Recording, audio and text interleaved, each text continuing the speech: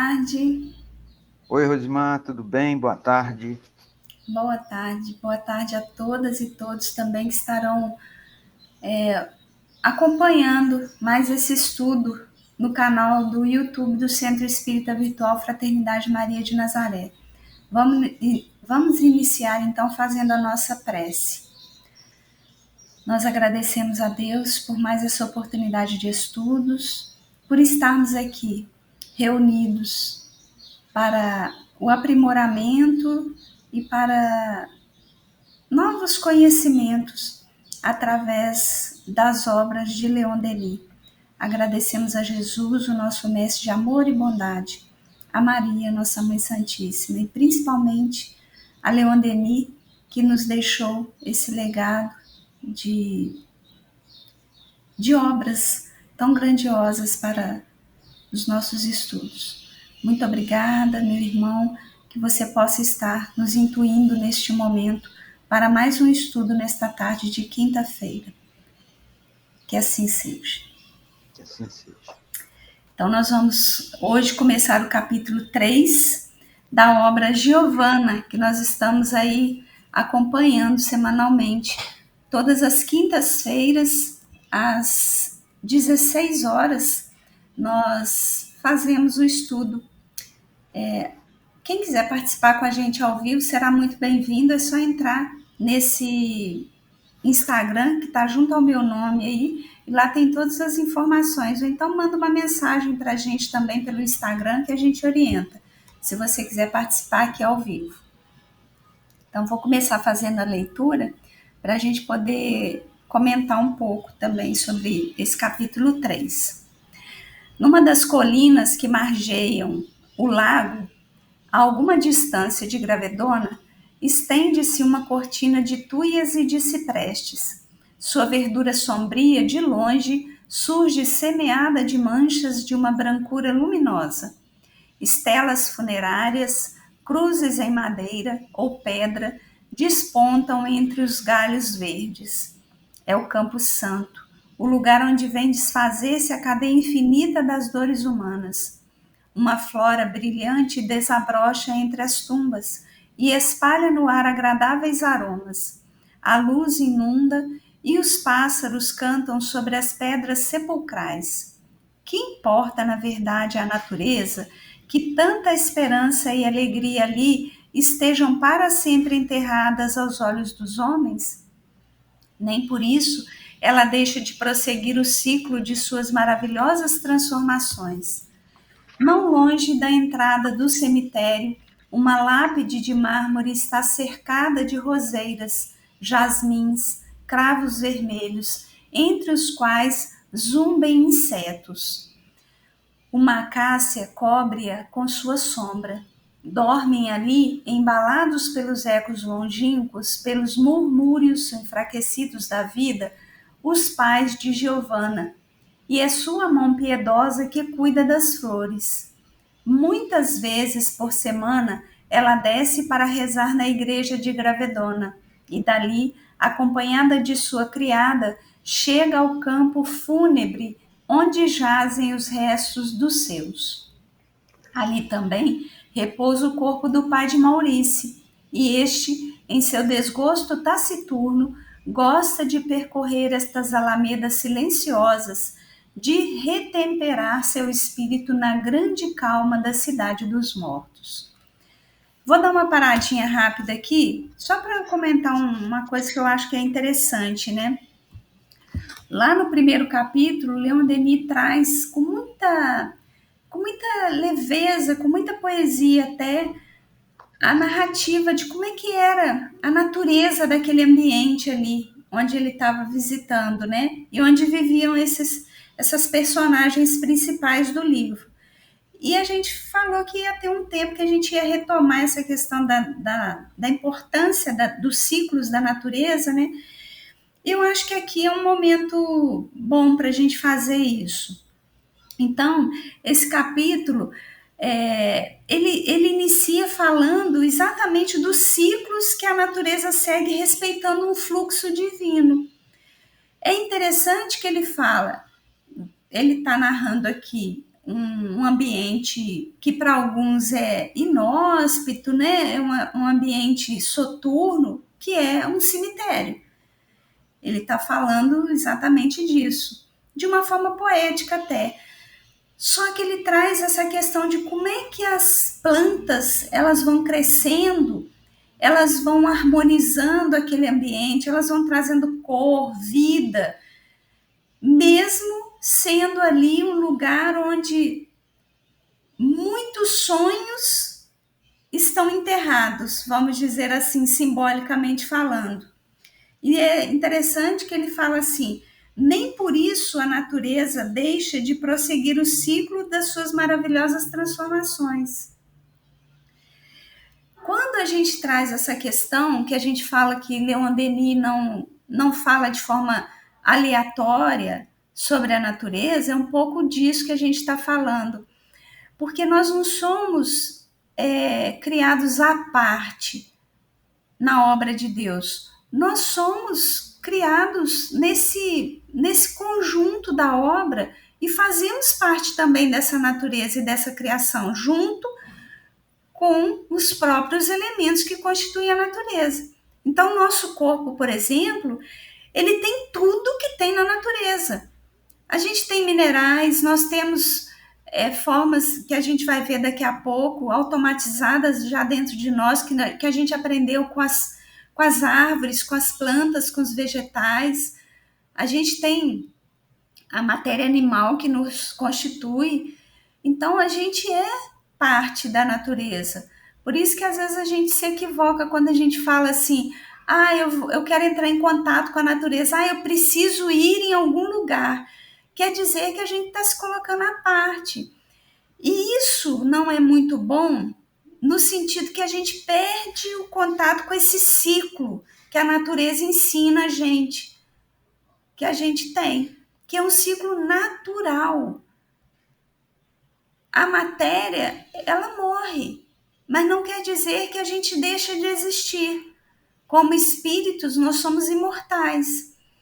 Quando a gente entende isso, a gente vai vivendo os ciclos de uma forma mais harmoniosa, aceitando melhor essas condições que são da lei de Deus. Então, assim, quando a gente vai falar disso, né, a gente precisa entender que nós temos 3 condições que precisam ser respeitadas. Uma é o autoconhecimento. Quem somos de verdade? Será que a gente é um corpo que perece, morre e se decompõe? A gente precisa se conhecer, então fazer esse percurso do autoconhecimento é importante. Junto com ele, tem um palestrante, um estudioso, ele é escritor também, chama César Said. Eu vou falar dele porque eu vi ele falando, né? Mas é claro que essa fala é de outras pessoas. Eu estou trazendo isso para falar assim, que não tem nada inovador aqui, a gente não está descobrindo nada novo, a gente está repetindo algumas coisas que são importantes, né? Ele vai falar que o autoconhecimento sozinho, ele tem pouca eficácia. Não adianta eu ficar uma encarnação inteira me autoconhecendo. Eu sei que eu tenho vícios, eu sei que eu sou dessa forma, eu sei. A gente precisa fazer mais do que isso. Quais são os próximos movimentos? Autoaceitação e autotransformação. Autoaceitação naquilo que nessa encarnação não dá para eu mexer. Às vezes a gente vem com questões que são expiações na nossa vida. Expiação é aquilo que não dá para você alterar de forma nenhuma. Então, autoaceitação.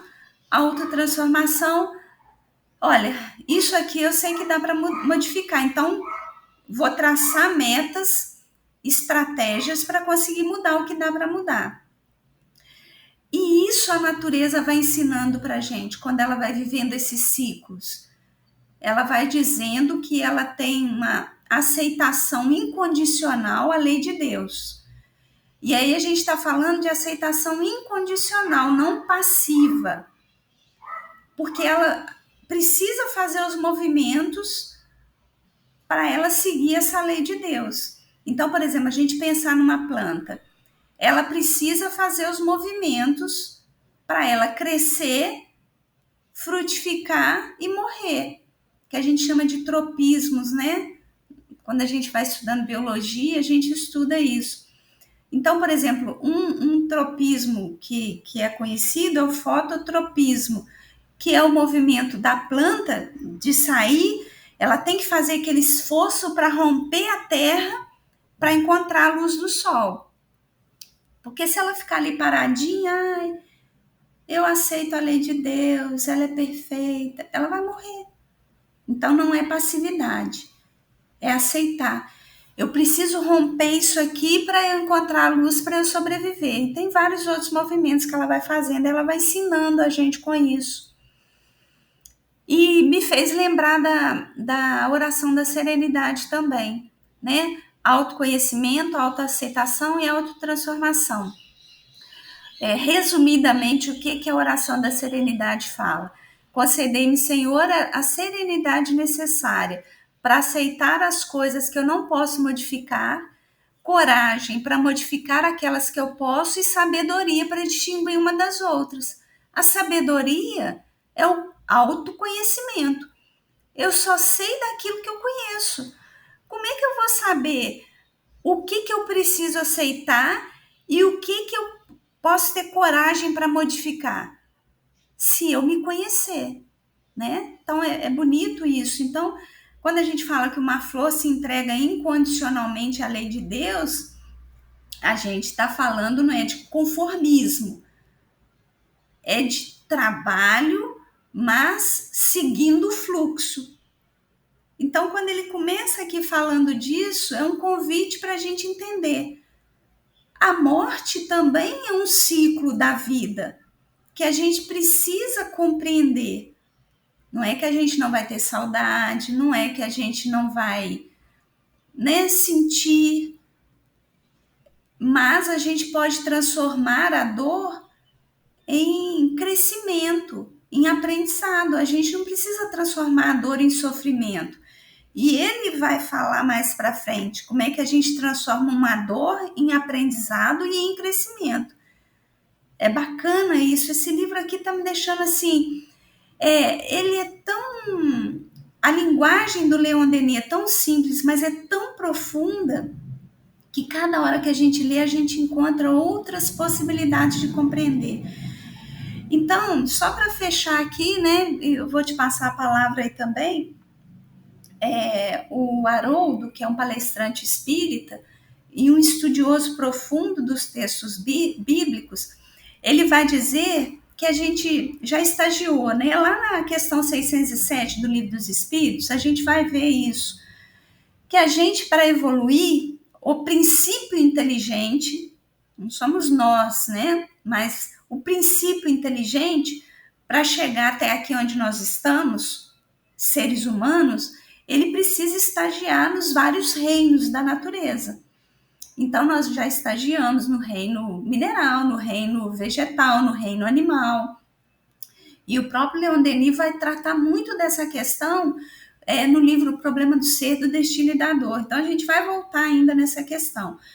Mas vou trazer de uma forma bem rápida isso que o Haroldo traz. Então, vale a pena ler a questão 607, 607A, que ela vai falar desses estágios evolutivos.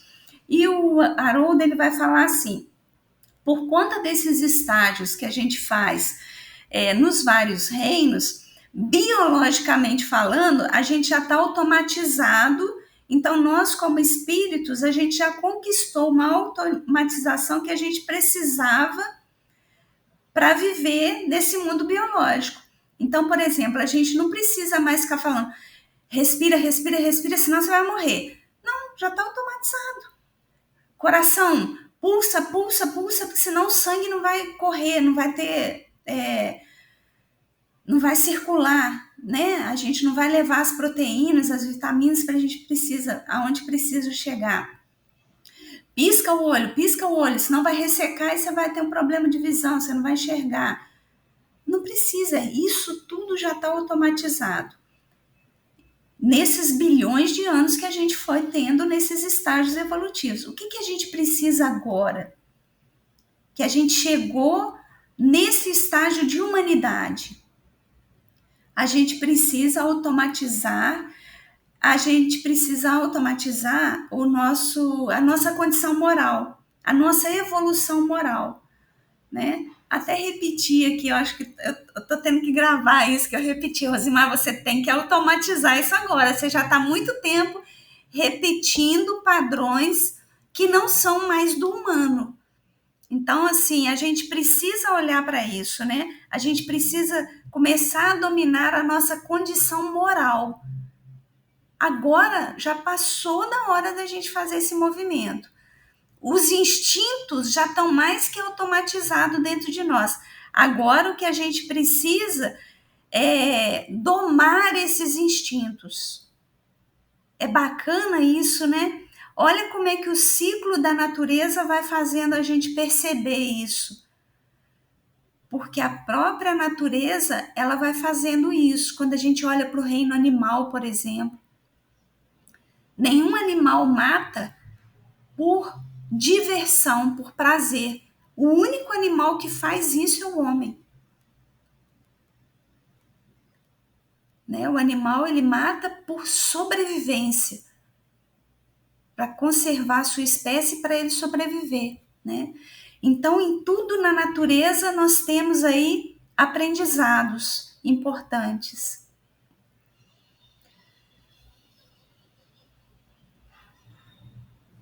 Desculpa, que estava desligado aqui o microfone. Rosimar, é importante isso que você falou a respeito do autoconhecimento. Eu acho que o ser humano deixaria de sofrer muito se ele entendesse isso, né? Aquelas perguntas, né? Quem sou eu? Por que eu estou aqui? Para onde eu vou? Então, isso dá para entender esse ciclo da natureza. Isso devia fazer parte também do ser humano, porque quando o espírito está encarnado aqui na Terra, ele faz parte desse ciclo da natureza. É natural a morte, né? Então, se a gente entendesse que a gente fizesse parte desse ciclo da natureza, a gente não sofreria tanto, porque nós somos espíritos imortais. A vida continua. E o autoconhecimento, saber quem é você.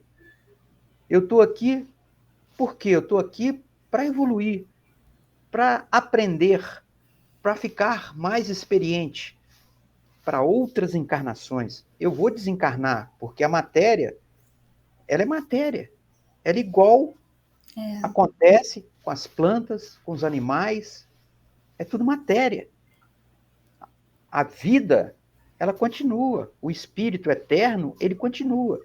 E ele vem outras vezes. O ciclo do espírito são as reencarnações, que cada vez mais a gente vai evoluindo. O mesmo, não é?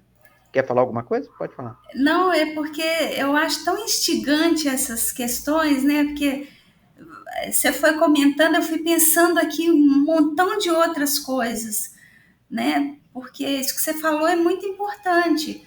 A gente precisa entender que na matéria a gente também tem um ciclo, um tempo, a gente tem um movimento que precisa ser feito.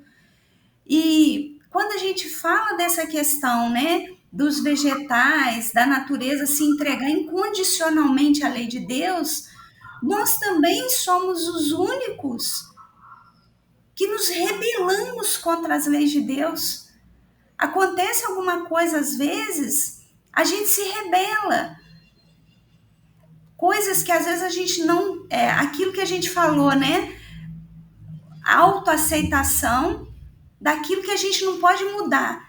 Você tentou de todas as formas, não, mas isso aqui está para além das minhas possibilidades. Então quer dizer que, de alguma forma, eu preciso aceitar como sendo a lei de Deus aquilo, agindo sobre mim. E quando a gente vai ver, né, a gente está vivendo isso muito aqui agora, né? A questão das plantinhas, você plantar uma florzinha, né?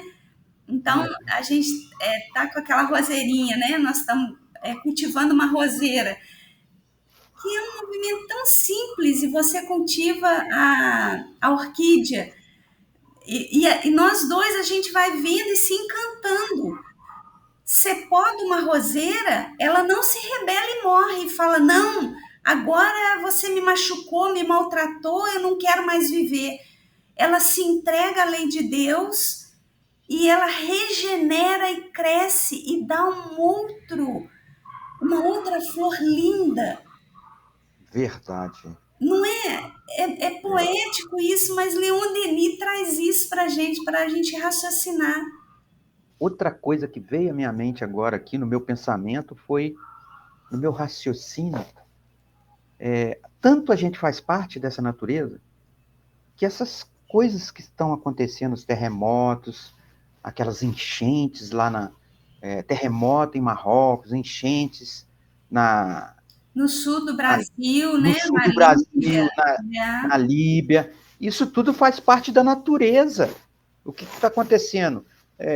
Aquecimento global, tem o dedo do ser humano aí, e aquela coisa toda, mas faz parte das leis de Deus.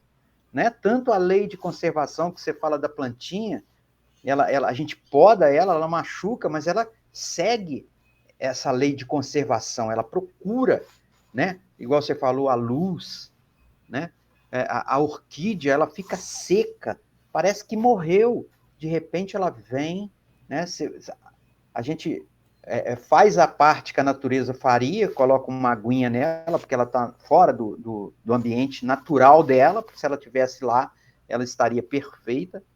A gente faz isso, ainda tem que ter outro estudo para a gente explicar o que é isso. Mas eu só queria falar mais uma coisinha aqui, porque senão eu não vou deixar de falar. Pode falar. Pode, né? Você ainda quer falar mais alguma coisa a respeito da natureza, não, Não, né? só isso. A gente só vai voltar nessa questão depois dessas catástrofes, porque tem Ah, coisa tá. para a gente falar, porque isso é uma coisa muito séria e que tem mais a ver com a ação do homem do que propriamente com as questões da As leis de... natureza, né? Então, Rosmar, o que eu queria falar aqui é a questão que ele fala do cemitério aqui, que é o Campo Santo. E eu sempre tive na minha vida que realmente é um Campo Santo. Não aquelas coisas que todo mundo fala, que ali acontece isso, acontece aquilo, e é coisa para amedrontar a criança que não quer dormir. Eu acho isso uma falta de respeito muito grande. A gente sabe que acontece sim fenômenos explicáveis, né? Principalmente com a doutrina espírita, com o conhecimento do espiritismo, e que realmente é uma coisa de paz, aonde ele fala aqui, né? É o Campo Santo, o lugar onde vem desfazer-se a cadeia infinita de dores humanas. Tem gente, igual você falou, que ali tem ali enterrado, junto, né, envolvido na terra, muitos sonhos e muitas decepções. Então tem um monte de sentimentos naquilo tudo ali. O sentimento de saudade, né? Então, ele, inclusive o Maurício, ele gosta de andar ali, depois que o pai dele morreu. Ele vai para ali para meditar, né? Então, achei interessante falar isso aqui. Interessante mesmo. Bom você ter trazido. Vou ler mais um trechinho aqui, porque o tempo voa e a gente já está quase encerrando já nosso tempo. Mas ainda Uhum. dá para a gente ler um trechinho aqui ainda. Um dia, os dois jovens ali se encontraram. Giovanna, ajoelhada, a cabeça pendida para o túmulo de sua mãe, parecia entreter-se com ela em voz baixa. Viam-se seus lábios se agitarem. Que dizia ela à morta? Que misteriosa troca de pensamentos operava-se entre essas duas almas? Maurício não sabia, mas temendo perturbar esse recolhimento, mantinha-se afastado, imóvel, atento. Levantando-se, Giovanna o percebeu e seu rosto ruborizou-se. Mas ele, todo feliz por esse encontro, aproximou-se e a cumprimentou. Signorina, disse, vejo que um mesmo motivo nos traz a este lugar. É doce, não é mesmo? Vir sonhar perto daqueles que perdemos, provar que sua lembrança está sempre gravada em nossos corações? Sim, respondeu ela, e do cumprimento desse dever retiramos forças novas, fortalecemos-nos no bem. Cada vez que aqui venho, saio mais calma, mais submissa à vontade de Deus. E aí eu acho que a gente pode parar por aqui hoje, mas eu vou pegar essa última frase que ela fala, submissa à vontade de Deus. Ela compreende isso, que nós estamos também junto com essa natureza, conectados com essa lei de Deus.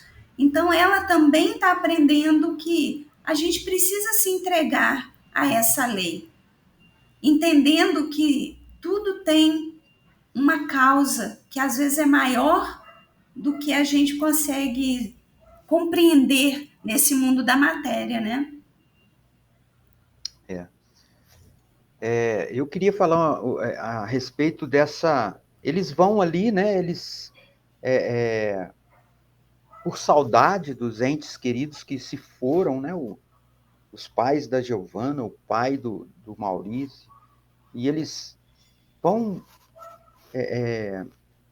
cotidianamente naquele cemitério. A Giovana cuida das plantinhas em volta da tumba dos pais ali. O Maurício, ele conversa, né, ali mentalmente com o pai dele, que já está enterrado. Então, o espiritismo, às vezes, ele é um pouco polêmico na questão de evocações de espíritos, de estar assim, perturbando aquele espírito que está lá que já foi para o mundo espiritual. Eu acho que na verdade o espiritismo não, né? Às vezes as pessoas é que confundem um pouco, né? Verdade, verdade. Na verdade, o espiritismo ele traz para a gente a doutrina espírita, traz muita clareza sobre isso, Isso. né? Eu fui infeliz na minha colocação aqui, mas era essa que eu queria falar. Ainda bem que você me entendeu. Então, eu venho aqui no Livro dos Espíritos, né, para trazer mais um pouquinho para a gente aqui, para a gente entender um pouco isso. Tem uma parte aqui, deixa eu ver aqui só um pouquinho. É a terceira parte do Livro dos Espíritos, que fala sobre a perda de entes queridos. Então, o Kardec aqui, ele pergunta na questão 934 do Livro dos Espíritos, ele pergunta aos espíritos: a perda dos entes queridos que nos são caros não constitui para nós legítima causa de dor? Tanto mais legítima quanto é irreparável e independente da nossa vontade? Quer dizer, ele está perguntando. A gente, a gente não quer chorar, mas a gente não consegue. Esse sentimento faz parte da gente, ele é natural. Eu choro, eu tenho saudade, né? Pergunta para os espíritos: é relevante? Aí responde os espíritos: essa causa de dor atinge assim o rico como o pobre. Representa uma prova ou expiação. E é comum, é a lei. E comum é a lei. Tens, porém, uma consolação em poderdes comunicar-vos com os vossos amigos pelos meios que vos estão ao alcance, enquanto não dispondes de outros mais diretos e mais acessíveis aos vossos sentidos. Então, eles estão falando que do jeito que eles fazem ali, às vezes até sem saber, né? Porque tem. A gente vai aprender mais para frente sobre isso. Tem as maneiras de conversar com os espíritos, se comunicar com os espíritos, mas ali o meio que eles têm ainda é aquele meio, né? A Giovana deitadinha em cima da tumba lá do pai dela, da mãe, o Maurício ali em pé. conversando com o pai dele, né?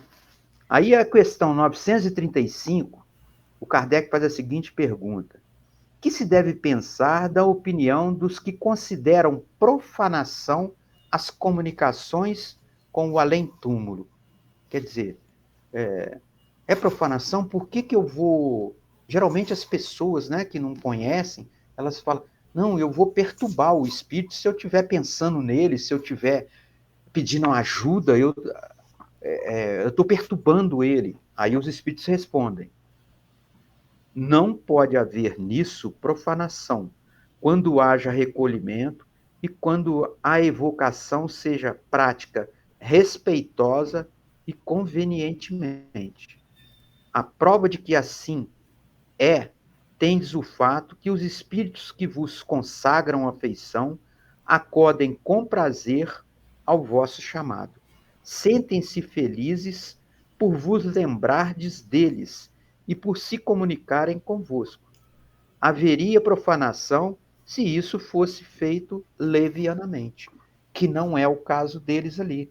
Eles são pessoas que não sabem, não conhecem, não têm o hábito, mas eles têm o hábito de ter saudades, de querer que eles estivessem ali com eles para ajudar nas atribulações da vida, e eles realmente eles ficam felizes, eles ajudam, eles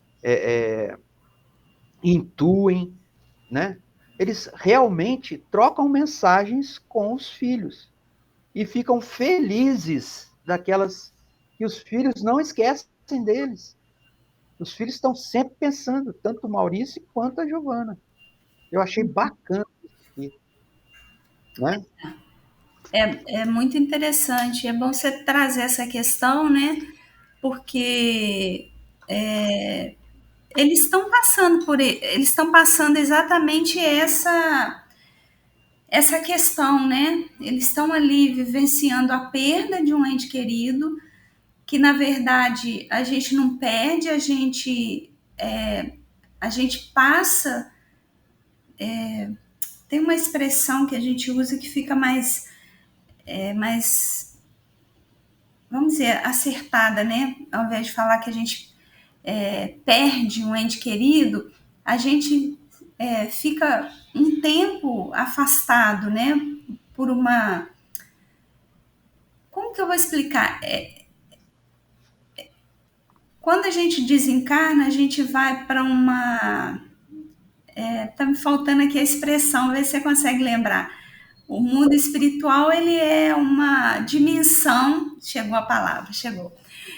Na verdade, o que a gente tem é um distanciamento momentâneo, porque a gente está em dimensões um pouco diferentes. Mas não quer dizer que a gente perdeu para sempre, nunca mais a gente vai ver, né? Então, o que eles estão fazendo ali, e na próxima semana a gente vai ter mais coisa interessante para a gente falar sobre isso, é vivenciando esse momento, que é o momento do distanciamento, de forma respeitosa. E quando você traz essa questão, Ricardo, eles estão se comunicando, talvez não seja a forma mais apropriada. A gente, através da oração, a oração é a forma mais apropriada que a gente tem. Porque através da oração, a gente vai permitir que chegue ao nosso ente querido aquilo que ele precisa de verdade.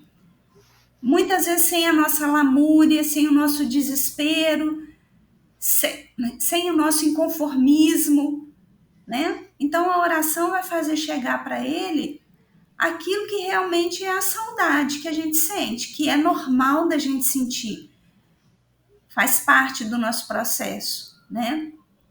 Rosmar, Pode tem falar. um comentário do Kardec aqui que eu acho que é importante a gente ler dessas duas questões que eu li aqui. Então, o Kardec comenta aqui, ó, a possibilidade de nos pormos em comunicação com os espíritos é uma dulcíssima consolação, pois que nos proporciona meio de conversarmos com os nossos parentes e amigos que deixaram antes de nós a terra. pela evocação, chamamos-los de nós. Eles vêm colocar-se ao nosso lado, nos ouvem e respondem. Cessa assim, por bem dizer, toda separação entre eles e nós. Auxiliam-nos com seus conselhos, testemunham-nos o afeto que nos guardam e a alegria que experimentam por nós lembrarmos deles. Para nós, grande satisfação é sabê-los ditosos, informar-nos por seu intermédio dos pormenores da nova existência a que passaram e adquirir a certeza de que um dia nós iremos a eles nos juntar. Bacana.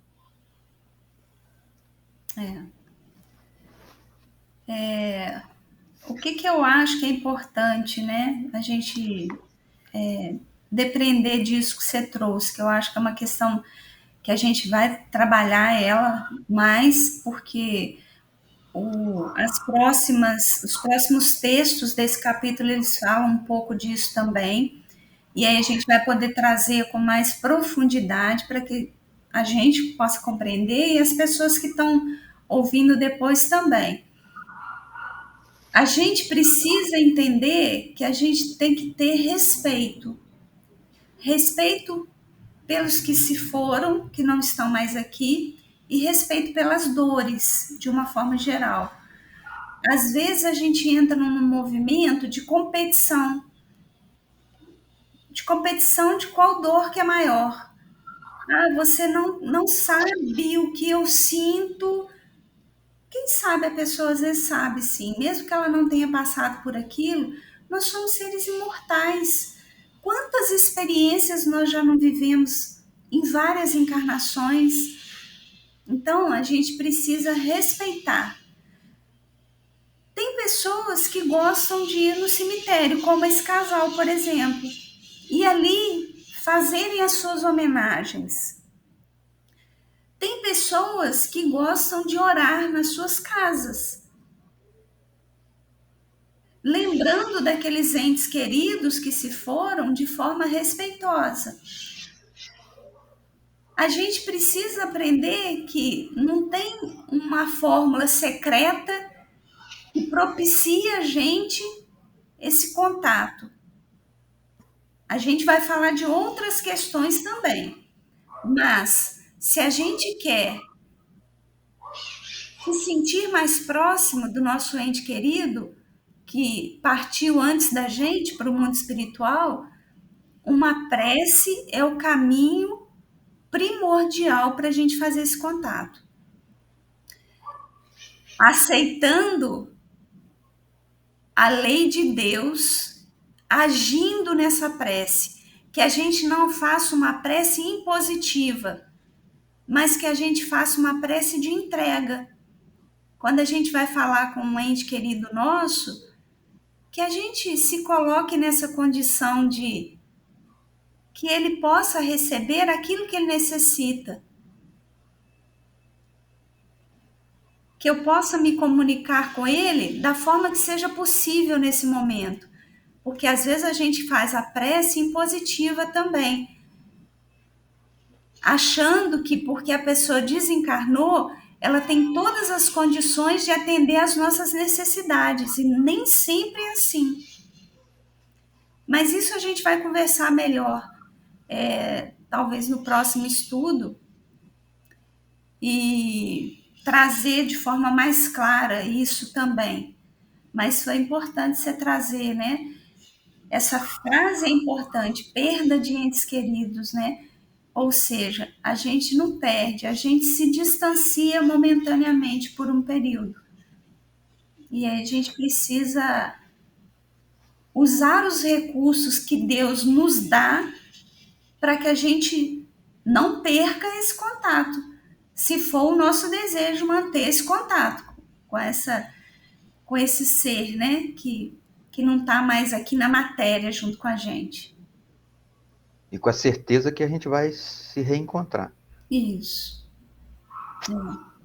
Vamos encerrar? Podemos encerrar, se você não tiver mais nada, nenhum Não. comentário a fazer, eu também, por hoje, está tranquilo. A Então, vou gente fazer. Pode falar. só fazer o convite que a gente está acostumado a fazer, né? Nós já temos outros vídeos gravados, desde o primeiro capítulo desse livro e também uma introdução. Então, se você ainda não assistiu, vale a pena assistir para ir acompanhando o estudo, que ele vai crescendo, né?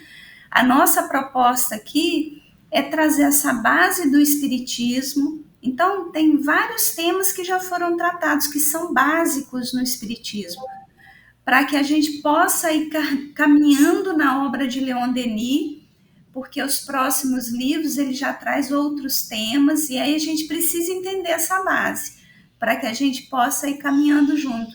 Mas não quer dizer que se não assistiu não vai conseguir entender. Consegue, né? A linguagem dele é muito acessível a todos nós. Mas convidamos a todos a assistirem os outros e se quiserem participar com a gente de forma que ao vivo, vai ser uma alegria, porque essa troca de ideias é muito importante para a gente poder também trazer outras possibilidades, né, de entendimento. Então tá. Um grande abraço a todos. Então Isso. vamos orar. Jesus, espiritualidade maior, nós agradecemos pela oportunidade de estudarmos essa doutrina espírita abençoada. Pedimos à Mãe Santíssima que possa nos abençoar e as pessoas que estão assistindo a esse vídeo desse estudo. Que nós possamos estar novamente juntos aqui na próxima quinta-feira para mais um estudo dessa obra do nosso querido Leon Denis. Mais uma vez, agradecidos por tudo. Que assim seja. Que assim seja.